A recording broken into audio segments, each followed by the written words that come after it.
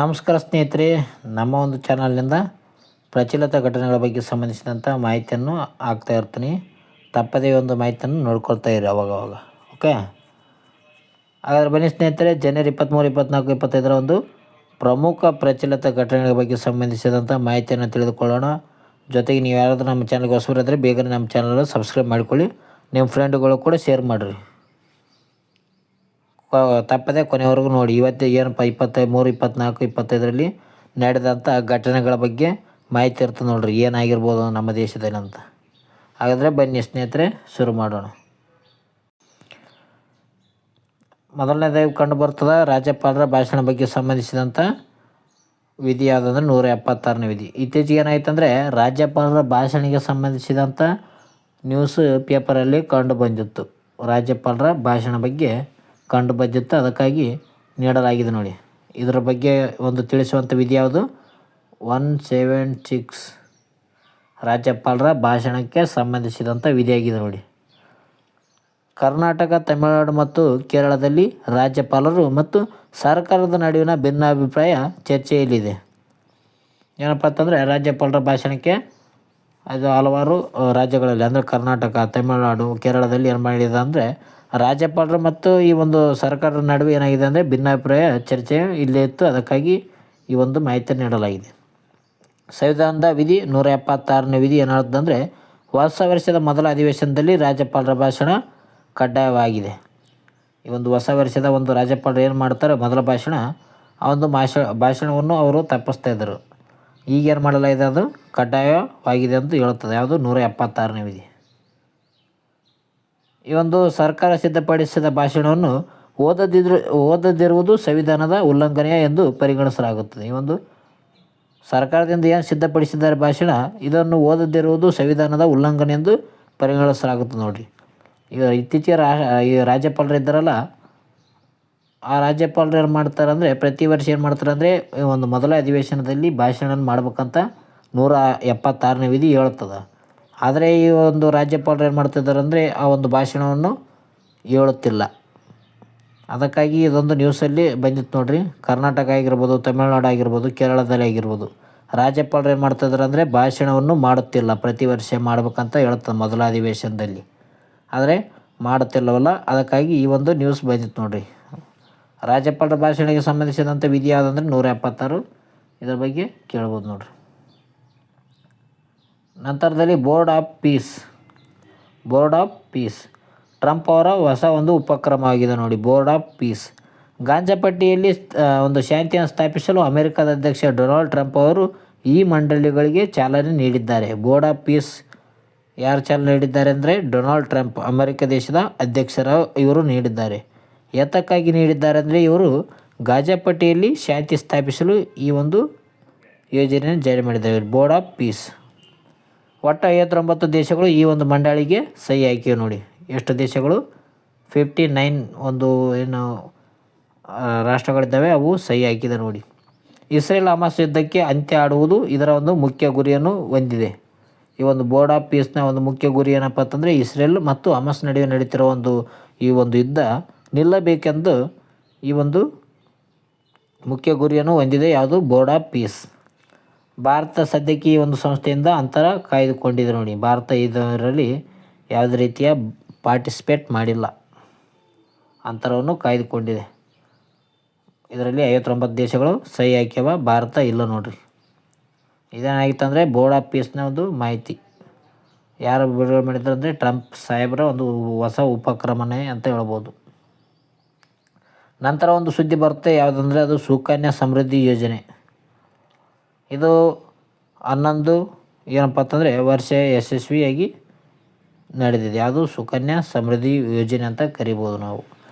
2015 ಜನವರಿ 22ರಂದು ಪ್ರಾರಂಭವಾಗಿದ್ದ ಈ ಯೋಜನೆಗೆ 11 ವರ್ಷ ತುಂಬಿದೆ ನೋಡಿ. ಸುಕನ್ಯಾ ಸಮೃದ್ಧಿ ಯೋಜನೆ ಬಗ್ಗೆ ಕ್ವಶನ್ ಆಗ್ಬೋದು.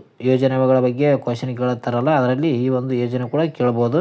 ಇದು ಯಾವಾಗ ಒಂದು ಪ್ರಾರಂಭ ಆಗಿದೆ ಅಂದರೆ ಇದು 2015 ಜನವರಿ 22ರಂದು ಪ್ರಾರಂಭವಾದಂಥ ಒಂದು ಯೋಜನೆ ಆಗಿದೆ ನೋಡಿ. ಇದಕ್ಕೀಗ ಎಷ್ಟು ವರ್ಷ ತುಂಬಿದೆ? 11 ವರ್ಷಗಳು ತುಂಬಿಕೊಂಡಿದೆ. ಯೋಜನೆಯ ಒಂದು ಲಾಭಗಳು ಏನಪ್ಪ ಅಂತಂದರೆ 8.2% ಬಡ್ಡಿ ದರ ನೀಡಲಾಗುತ್ತದೆ.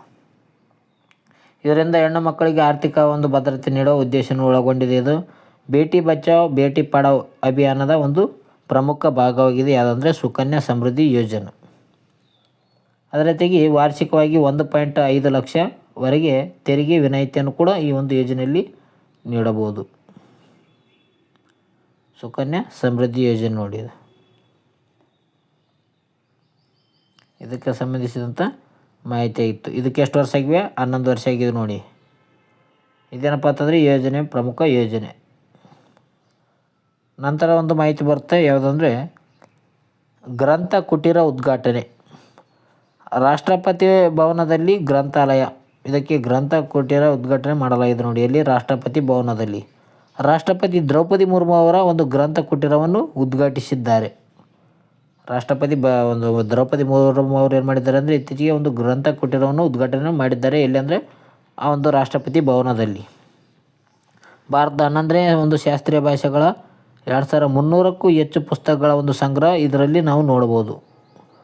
11 ಶಾಸ್ತ್ರೀಯ ಒಂದು ಭಾಷೆಗಳ 2300 ಒಂದು ಪುಸ್ತಕಗಳೇನಪ್ಪ ಅಂತಂದರೆ ಈ ಒಂದು ಗ್ರಂಥ ಕುಟೀರ ಒಂದು ಏನು ಗ್ರಂಥಾಲಯ ಇದೆ ಅಲ್ಲಿ ನೋಡ್ಬೋದು ನೋಡಿ. ಕನ್ನಡ ಸಾಹಿತ್ಯ ಮತ್ತು ಹಸ್ತಪತ್ರಿಕೆಗಳನ್ನು ಇಲ್ಲಿ ಸಂರಕ್ಷಿಸಲಾಗಿದೆ. ಇದು ನಮ್ಮ ಒಂದು ಸಂಸ್ಕೃತಿಯ ಹೆಮ್ಮೆ ಅಂತ ಕೂಡ ನಾವು ಹೇಳ್ಬೋದು. ಇದು ಮಾಹಿತಿ ಆಗಿದೆ. ಇಲ್ಲಿ ಏನು ಕೇಳ್ಬೋದು ಮಾಹಿತಿ ಅಂದರೆ ಗ್ರಂಥ ಕುಟೀರ ಉದ್ಘಾಟನೆ ಮಾಡಿದಂಥ ಒಂದು ಸ್ಥಳ ಎಲ್ಲಂದರೆ ರಾಷ್ಟ್ರಪತಿ ಭವನದಲ್ಲಿ ಉದ್ಘಾಟನೆ ಮಾಡಿದವರು ರಾಷ್ಟ್ರಪತಿ. 11 ಶಾಸ್ತ್ರೀಯ ಭಾಷೆಗಳು 2300ಕ್ಕೂ ಹೆಚ್ಚು ಪುಸ್ತಕಗಳನ್ನು ಸಂಗ್ರಹ ಇಲ್ಲಿ ಕಂಡು ಬರುತ್ತೆ ನೋಡ್ರಿ. ಇದೊಂದು ಮಾಹಿತಿ ಆಗಿತ್ತು. ನಂತರದಲ್ಲಿ ಬಂದಂಥ ಮಾಹಿತಿ ಯಾವುದಿದೆ ನೋಡೋಣ. ಆಪತ್ ಪ್ರಬಂಧಕ ಪುರಸ್ಕಾರ 2026. ಆಪತ್ ಪ್ರಬಂಧಕ ಪುಸ್ತಕ ಪುರಸ್ಕಾರ ಮಾಡಲಾಗಿದೆ 2026. ಇದು ನ್ಯೂಸ್ ಆಗಿದೆ ನೋಡಿ. ವಿಪತ್ತು ನಿರ್ವಹಣೆಯಲ್ಲಿ ಅತ್ಯುತ್ತಮ ಸೇವೆ ಸಲ್ಲಿಸಿದವರಿಗೆ ನೀಡಲಾಗುವ ಒಂದು ಪ್ರಶಸ್ತಿಗಳಾಗಿದ್ದಾವೆ. ಮೊದಲನೇದಾಗಿ ವಿಭಾಗ ವಿಜೇತರು ಕೊಟ್ಟಿದ್ದಾರೆ. ಬಹುಮಾನ ಕೂಡ ನೀಡಲಾಗಿದೆ ನೋಡಿ.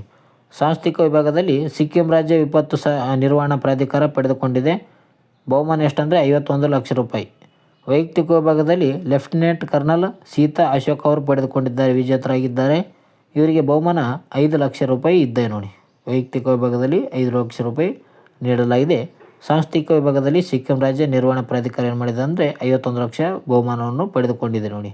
ಇದೇನೆಂದರೆ ಆಪತ್ ಪ್ರಬಂಧಕ ಪುರಸ್ಕಾರ 2026 ಒಂದು ಪ್ರಮುಖ ಪುರಸ್ಕಾರ ಆಗಿದೆ ನೋಡಿ. ಪರಾಕ್ರಮ ದಿವಸ್ ಜನವರಿ 23ರಂದು ಸುಭಾಷ್ ಚಂದ್ರ ಬೋಸ್ ಅವರ ಜನ್ಮದಿನದ ಅಂಗವಾಗಿ ಈ ಒಂದು ಪ್ರಶಸ್ತಿಯನ್ನು ನೀಡಲಾಗುತ್ತದೆ. ಈ ಒಂದು ಪುರಸ್ಕಾರ ಯಾವಾಗ ನೀಡಲಾಗುತ್ತಂದ್ರೆ ಜನವರಿ 23ನೇ ತಾರೀಕು ನೀಡಲಾಗುತ್ತೆ ನೋಡಿ. ಜನವರಿ 23ನೇ ತಾರೀಕು ಏನಿದೆ ಅಂದರೆ ಪರಾಕ್ರಮ ದಿವಸ ಅಂತ ಕರೀತಾರೆ. ಸುಭಾಷ್ ಚಂದ್ರ ಬೋಸ್ ಅವರ ಒಂದು ಜನ್ಮದಿನದ ಅಂಗವಾಗಿ ಈ ಒಂದು ಪ್ರಶಸ್ತಿಯನ್ನು ನೀಡಲಾಗುತ್ತದೆ. ಮುಂದಿನ ಒಂದು ನ್ಯೂಸ್ ನೋಡೋಣ. ತಂತ್ರಜ್ಞಾನ ಮತ್ತು ಅಣುಶಕ್ತಿ ಬಗ್ಗೆ ನೋಡೋಣ. ಮೊದಲನೇದಾಗಿ ತಂತ್ರಜ್ಞಾನ ಬಗ್ಗೆ ನೋಡೋದಾದರೆ ಜಪಾನ್ನ ವಿಶ್ವದ ಅತಿ ದೊಡ್ಡ ಪರಮಾಣು ಸ್ಥಾವರವನ್ನು ಪುನರಾರಂಭಿಸಿದೆ. ಇದರ ಹೆಸರು ಏನಪ್ಪ ಅಂತಂದರೆ ಕಾಶಿವಾ ಜಾಕಿ ಕರಿಯುವ ಈ ಒಂದು ಹೆಸರನ್ನು ನೀಡಲಾಗಿದೆ. ಇದರೊಂದು ಸಾಮರ್ಥ್ಯ ಏನಪ್ಪ ಅಂತಂದರೆ 8200 ಮೆಗಾವ್ಯಾಟ್ ಅಷ್ಟು ಸಾಮರ್ಥ್ಯವನ್ನು ಹೊಂದಿದೆ. ಇದರ ಹೆಸರೇನು? ಕಾಶಿವಾ ಜಾಕಿ ಕರಿಯುವ ಹೆಸರಾಗಿದೆ ನೋಡಿ. ನಂತರದಲ್ಲಿ ಅಣುಶಕ್ತಿ ಸಂಬಂಧಿಸಿದಂಥ ಮಾಹಿತಿ. ವಿಶಾಖಪಟ್ಟಣಂ ರೈಲ್ವೆ ನಿಲ್ದಾಣದಲ್ಲಿ ಹ್ಯೂಮನಾಯ್ಡ್ ರೋಬೋಟ್ ನಿಯೋಜನೆಯನ್ನು ಮಾಡಲಾಗಿದೆ ನೋಡಿ. ಎಲ್ಲಿ? ವಿಶಾಖಪಟ್ಟಣಂ ರೈಲ್ವೆ ನಿಲ್ದಾಣದಲ್ಲಿ. ಇದು ACS ಅರ್ಜುನ್ ರೋಬೋಟ್ ಎಂದು ಹೆಸರು ಇಡಲಾಗಿದೆ. ACS ಅರ್ಜುನ್ ರೋಬೋಟ್ ಎಂದು ಕರೆಯುತ್ತಾರೆ ನೋಡಿರಿ ಈ ಒಂದು ರೋಬೋಟ್ಗೆ. ವಿಶಾಖಪಟ್ಟಣಂ ರೈಲ್ವೆ ನಿಲ್ದಾಣದಲ್ಲಿ ಹ್ಯೂಮನಾಯ್ಡ್ ರೋಬೋಟ್ ನಿಯೋಜನೆ ಮಾಡಲಾಗಿದೆ. ಇದು ಪ್ರಮುಖ ಸುದ್ದಿಯಾಗಿತ್ತು ನೋಡಿರಿ.